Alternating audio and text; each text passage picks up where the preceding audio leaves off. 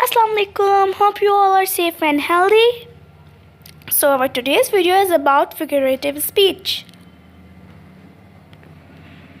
There are 5 types of figurative speech. They are simile, metaphor, personification, hyperbole, and idioms. Simile is usually in a phrase that begins with the word as or like. Let's look some examples.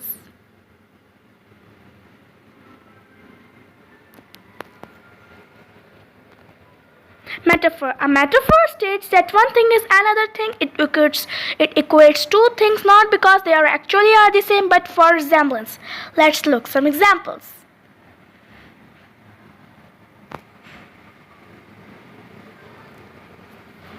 That's all for today. In the next video, I'll explain the remaining 3 types of figurative speech, inshallah.